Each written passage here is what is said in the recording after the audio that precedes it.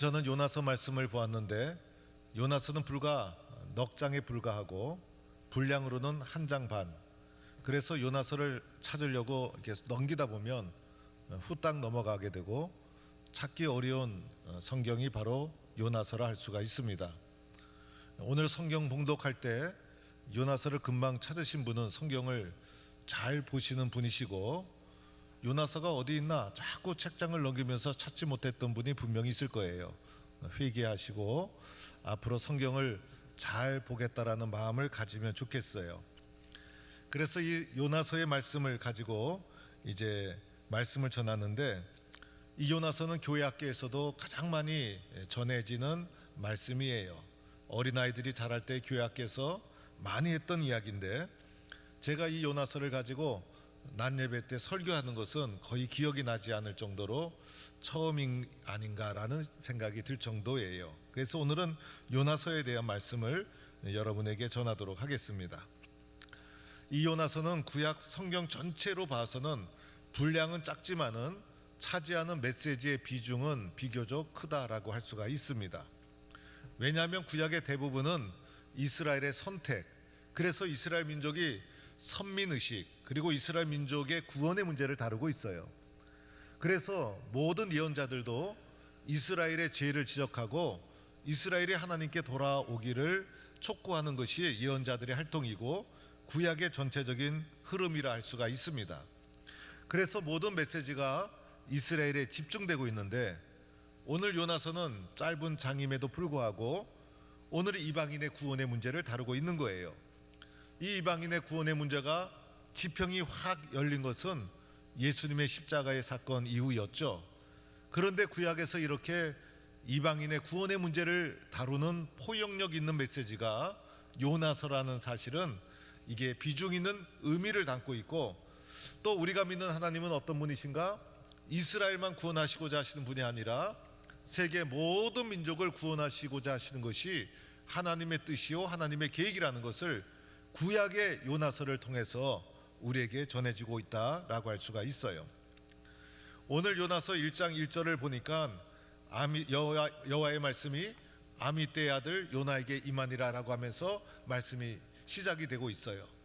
오늘 말씀에 특별히 요나에 대한 장황한 설명도 없고, 도대체 요나가 어느 곳에 살았는지 어떤 배경을 가지고 있는지 자세히 안 나와요. 간단하게 그저 아미떼의 아들 요나에게 하나님의 말씀이 임하니라라고 하면서 요나에 대해서 간략한 언급을 한 후에 본격적으로 2절에부터 말씀이 전개가 되고 있어요. 그래서 요나서는 전개 속도가 굉장히 빠른 장이다. 아날로그 시대의 영화를 보면 속도가 좀 느리지만은 디지털 시대의 영화를 보면 속도가 굉장히 빠르듯이 오늘의 요나서는 오늘 디지털 시대에 맞는 속도가 굉장히 빠르게 전개되는 장이다라고 할 수가 있어요. 그래서 2절에 딱 보니까 요나서의 메시지가 본격적으로 시작이 되는데 이렇게 말씀이 나오고 있어요. 요나야, 너는 일어나 저 큰 성읍 니느웨로 가서 그것을 향하여 외치라. 그 악독이 내 앞에 상달되었음이라 라는 하나님 여호와의 말씀이 요나에게 딱 임했다는 거예요. 여러분, 이 하나님이 요나에게 하신 말씀은 니느웨로 가서 외치라는 것이었어요. 이 하나님이 외치라고 말씀하시면 순종해서 외치면 되지 않겠습니까? 이렇게 하나님이 말씀하시는 이유는 니느웨의 악독이 극에 달했기 때문이라는 거예요. 그래서 니느웨를 그만두면 그 니느웨가 멸망당할 수밖에 없는 거예요. 그래서 요나를 파송해서 니느웨에게 회개의 기회를 주고 니느웨를 구원하고자 하시는 것이 하나님의 뜻이고, 그것을 위해서 하나님이 요나를 선택했다는 거예요. 그런데 문제는 이 니느웨가 아수르의 수도였다는 거예요. 이 아수르란 나라는 대대로 이스라엘을 핍박하던 강대국이었어요. 이스라엘을 침략하고 이스라엘을 공격하고, 그래서 이스라엘 유대인의 입장에서 보면 철천지 원수가 바로 아수르라는 나라였어요. 그래서 아수르가 악독이 크게 달했던지 아수르가 멸망했던지 그게 무슨 상관입니까? 차라리 아수르가 죄로 말미암아 폭삭 멸망당하는 것이 유대인들의 마음이요 뜻이었다는 것입니다.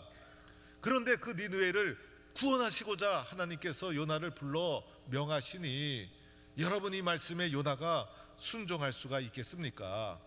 우리가 하나님의 말씀이라면 예 하고 순종해야만 되지만은 오늘 이 말씀의 배경을 보면 하나님의 명령과 요나의 생각이 충돌하고 있었다는 거예요. 그래서 요나는 이 말씀에 순종하기가 어려웠다는 거예요.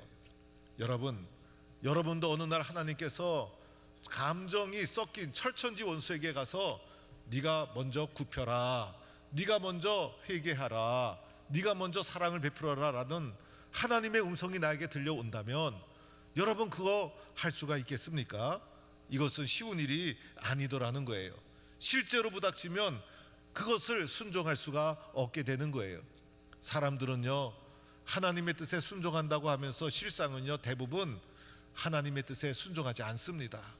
자기 생각이 먼저고 자기 계획이 먼저고, 그리고 하나님조차도 내 생각을 지지하는 분으로 이용하기 쉬운 것이 사람들의 모습이에요. 그래서 내 생각과 하나님의 뜻이 충돌할 때 대부분 사람은 요나처럼 불순종하게 되는 것이고, 오늘 요나의 불순종은요, 요나의 문제가 아니라 바로 우리들 모두의 문제라고 할 수가 있습니다. 요나는요, 불순종을 말로만 하지 않았죠.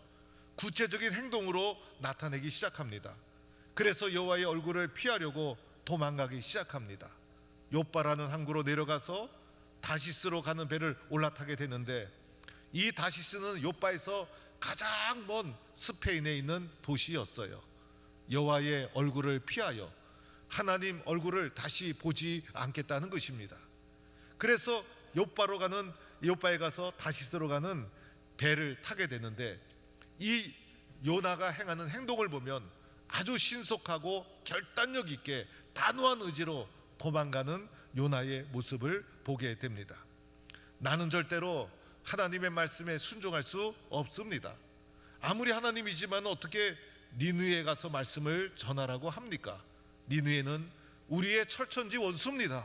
나는 절대로 단호하게 주님의 말씀을 순종할 수 없습니다라는 요나의 의지가 반영된 행동이라 할 수가 있습니다.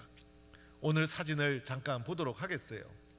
오늘 요나가 욥바에서 지중해를 거쳐서 저 멀리 스페인 다시스로 가려는 거였어요. 여러분, 울릉도 가는 것도 쉽지 않은데 저 멀리 옛날에 배도 형편없었을 터인데 저렇게 도망가는 요나의 의지가 얼마나 대단했는가, 그의 항로를 통해서도 알 수가 있는 것입니다. 그리고 배에 올라탄 요나는 배 밑에 가장 밑은 곳에 가서 잠이 들고 맙니다.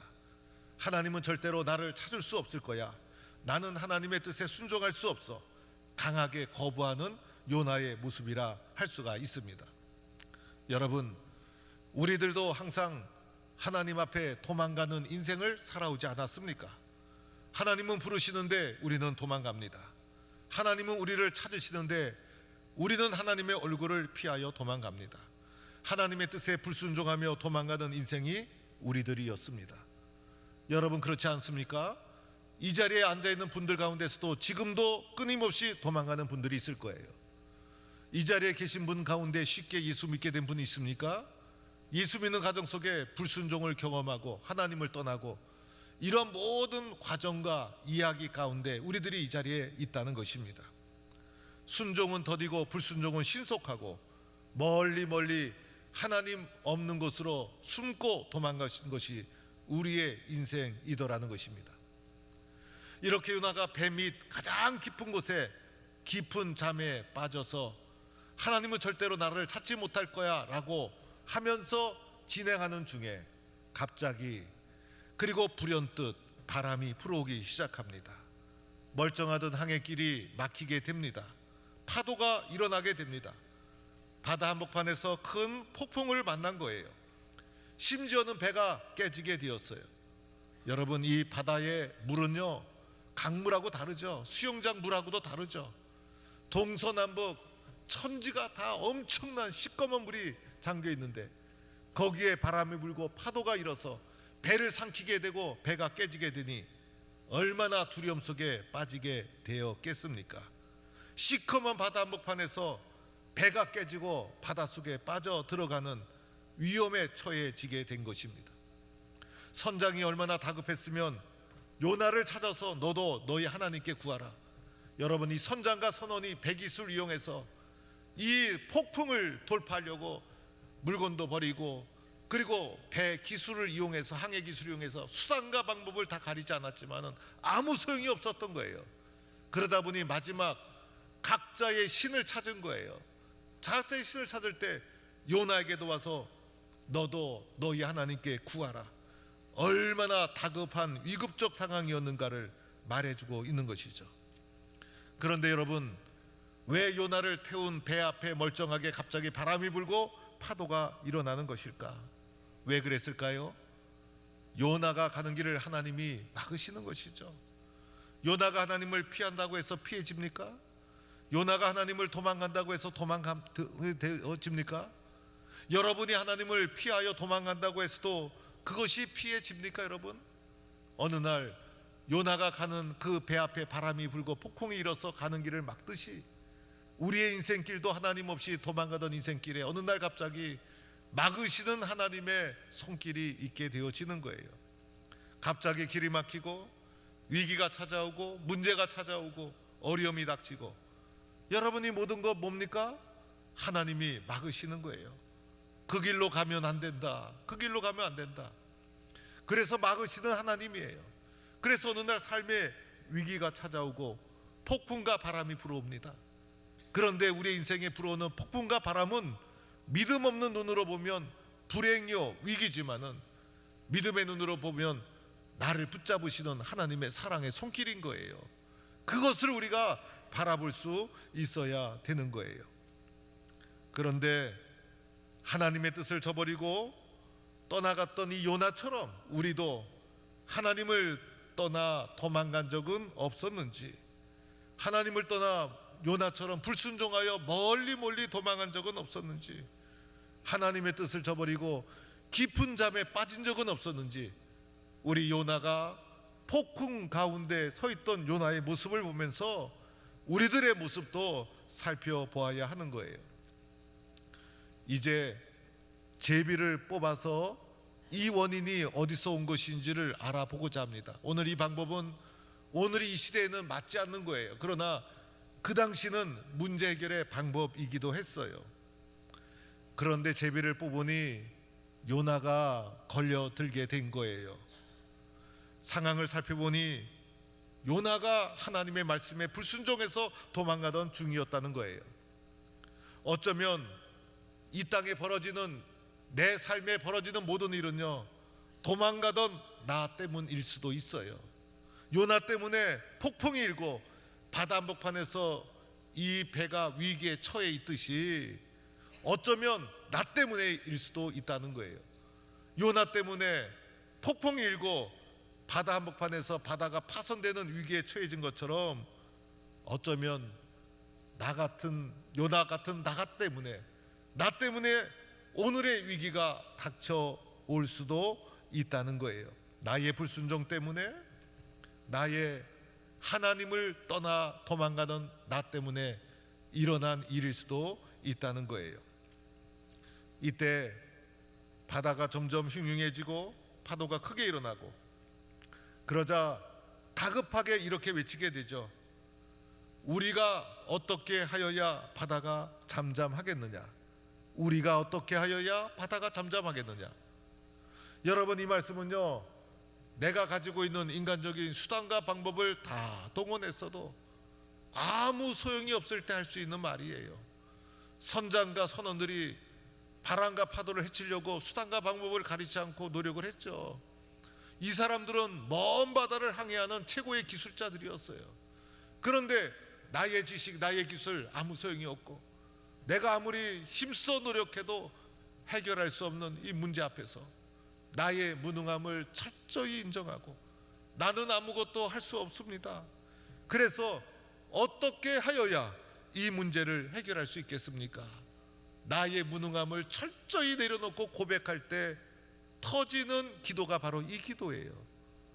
우리가 하나님 앞에 이렇게 고백해야 됩니다. 하나님, 나는 무능합니다. 내 힘과 능력으로는 아무것도 할 수 없습니다. 하나님, 제가 어떻게 하여야 합니까? 라고 하나님께 부르짖고 기도해야 된다는 거예요. 여러분, 내 인생 내 계획대로 됩니까? 내 생각대로 됩니까? 여러분, 내 인생 내 계획대로 되면 공부 못할 사람이 어디 있고, 출세 못할 사람이 어디 있어요?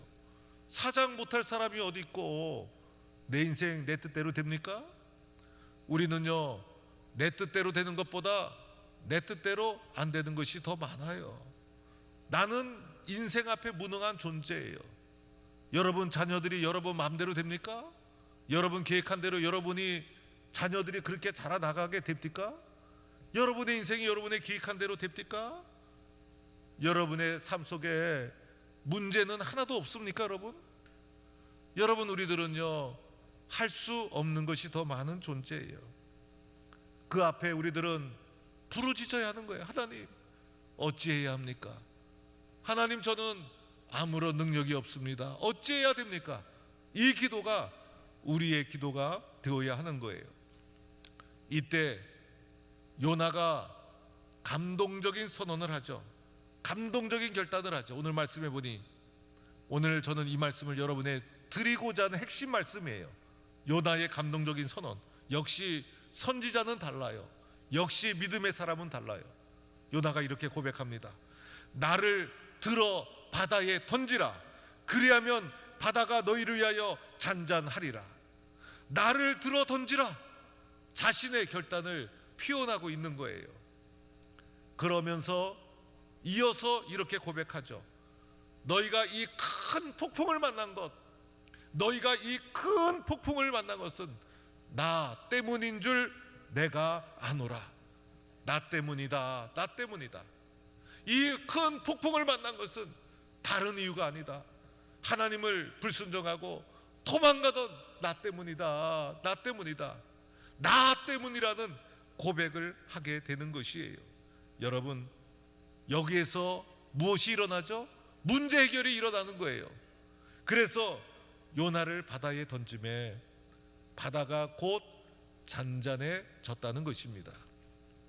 사랑하는 성도 여러분, 저는 오늘 요나서의 말씀을 통해서 여러분에게 몇 가지 권면의 말씀을 드립니다. 첫째는, 하나님의 뜻과 내 생각이 충돌할 때 나는 어떻게 할까? 우리 마음 같아서는 주의 말씀에 순종해야 된다고 생각을 하지만은 실제로 벌어지면 불행하게도 대부분 하나님의 뜻에 불순종합니다. 바로 내가 요나입니다.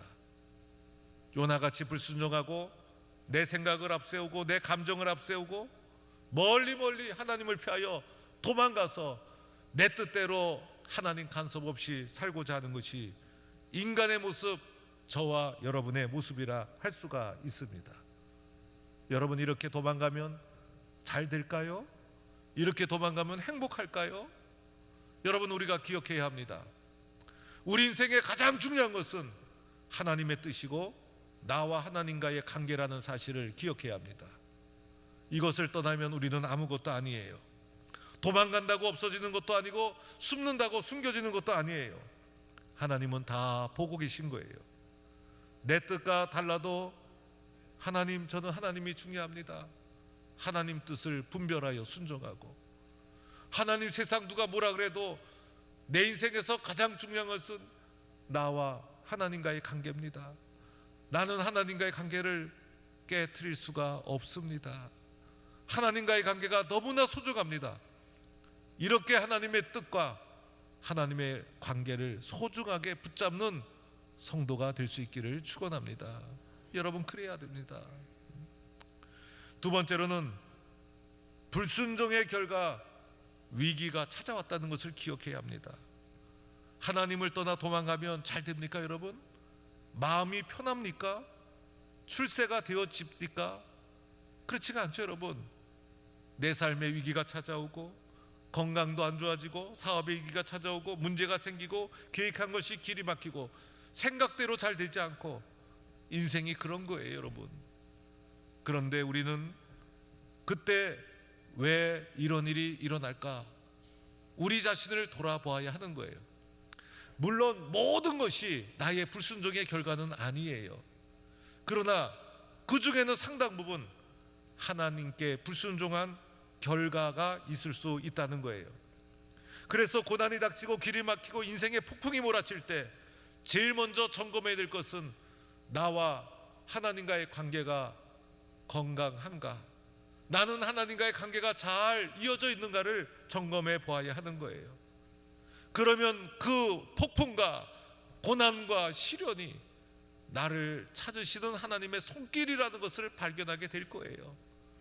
그래서 하나님 없는 사람들은요, 고난과 시련을 만나면 그게 불행이에요. 광야길에 접어들면 인생을 불행하게 탓하게 되어 있어요. 그러나 믿음의 사람에게는 나를 찾으시는 하나님의 손길이 되어지는 거예요. 그래서 하나님의 사랑의 손길을 기억하고 돌아섰을 때, 하나님께 돌아왔을 때 그 광야와 그 고난과 바람과 폭풍은 도리어 축복의 통로가 되어지는 거예요. 우리 인생에 고난이 닥치고 시련이 닥쳐도 그것을 축복의 통로로 바꿔나가는 성도가 되기를 축원합니다. 세 번째로는요, 우리의 삶에 위기가 찾아왔을 때 혹시 나 때문이 아닐까, 그리고 나 때문입니다라고 발견하고 아는 사람이 되어야 합니다. 나 때문이다, 나 때문이다. 그런데 세상 사람들, 그리고 하나님 없는 사람들, 그리고 사람의 본성은 나 때문이라고 생각하지 않습니다. 너 때문이라고 생각합니다. 그래서 다른 사람에게서 다 문제를 찾아요. 정작 문제는 자기에게 있는데, 그래서 내가 부모를 잘못 만나서 부모 때문이야, 남편과 아내를 잘못 만나서 너 때문이야, 선생을 잘못 만나서 너 때문이야, 친구를 잘못 만나서 너 때문이야, 사업 파트너를 잘못 만나서 너 때문이야, 심지어는 목사님 때문이야, 장로님 때문이야, 너 때문이야.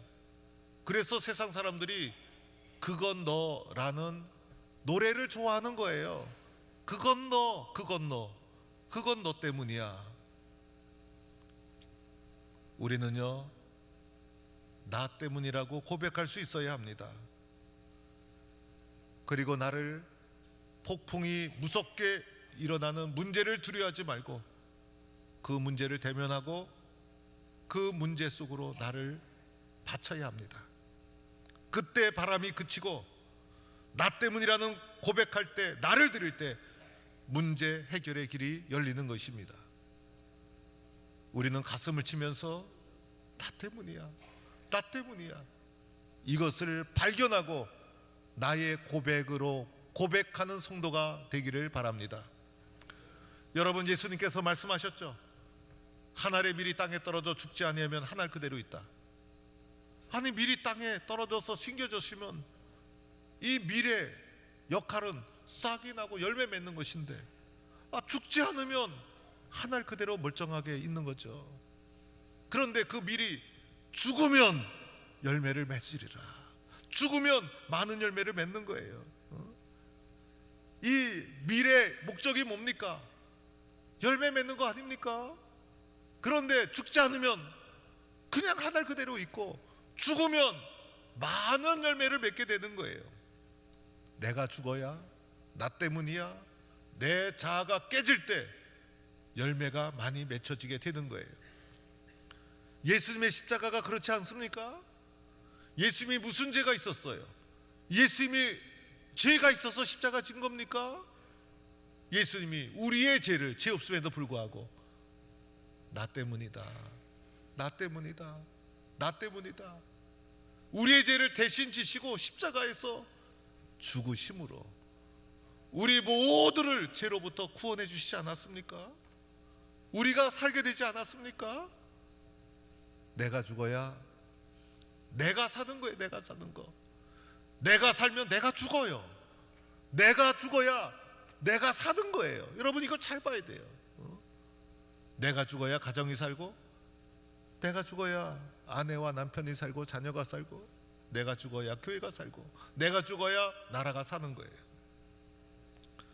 사랑하는 성도 여러분, 오늘 요나의 고백, 나 때문에 이 폭풍이 닥친 것입니다. 나를 들어 올려 폭풍의 바다에 내던져 주십시오. 이 고백이 저와 여러분의 고백이 되기를 축원합니다. 하나님을 떠나 멀리 도망했던 것을 회개하고 하나님 품으로 돌아오는 성도가 되기를 축원합니다.